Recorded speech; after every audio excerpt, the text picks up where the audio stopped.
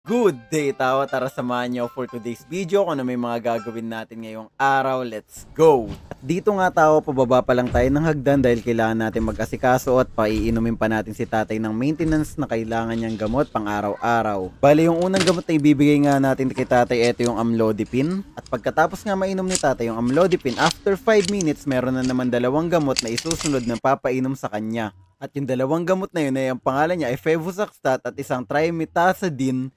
Ewan ko lang kung tama yung pagkakabanggit ko, tao, pero yun yung dalawang gamot na susunod pagtapos ng amlodipine.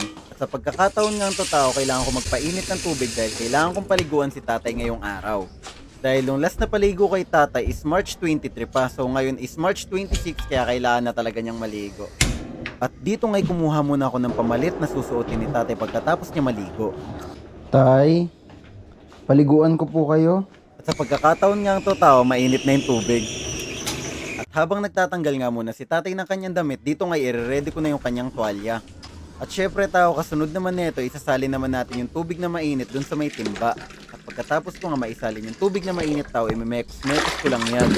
At eto na, at papunta na nga si tatay dito sa CR. At yun nga tao, tapos ko na agad paliguan si tatay dito nga, sinusuklayan ko muna siya. At ang sunod na gagawin ko naman sa kanya ay lalagyan ko siya ng lotion. Yun no, sobrang fresh ni tatay niyan.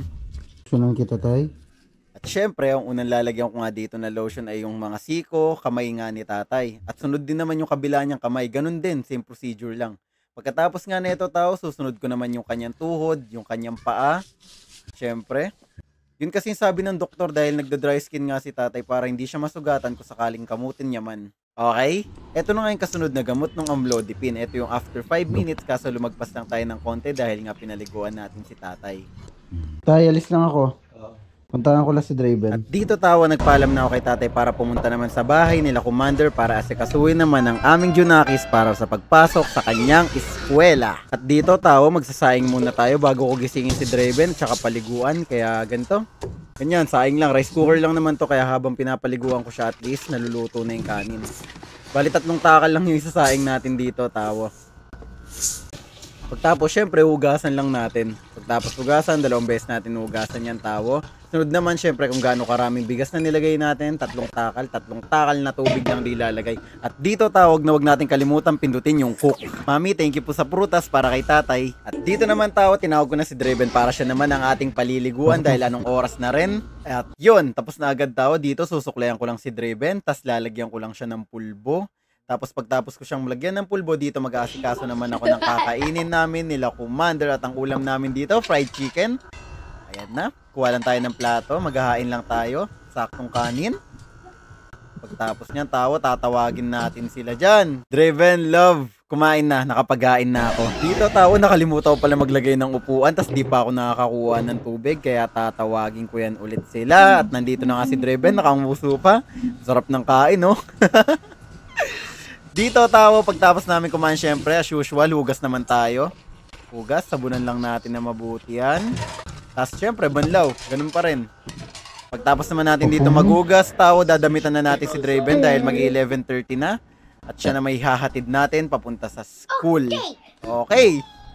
Dito nga tao, 11:25 na, kaya naman dito, iasikasin ko na si Draven papunta ng school at ihatid ko na siya. Kinuha ko lang tong prutas na binigay ni Mami para kay tatay. Maraming salamat po sa prutas. Syempre, helmet para kay Draven. Biyahe papuntang school, tas magpapakis lang ako dyan. Bye-bye, sarado. Biyahe ulit papunta sa bahay dahil si tatay naman ang iasikasuhin natin yung lunch niya. Tsaka yung mga maintenance ulit na painom nating gamot, kagaya nito vitamins. Tapos kinuha ko lang dito yung tinola, pinainit ko muna. Habang pinapainit ko, kinamada ko nga yung prutas na galing kay Mami. Maraming salamat, Mi. At ito na, mainit na yung tinola. Paghahain ko naman si tatay na kanyang makakain for this lunch.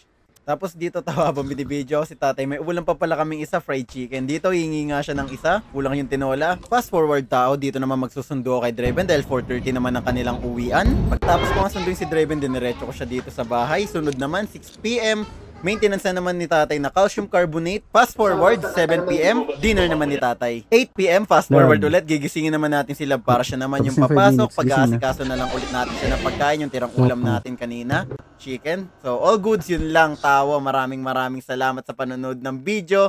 Peace!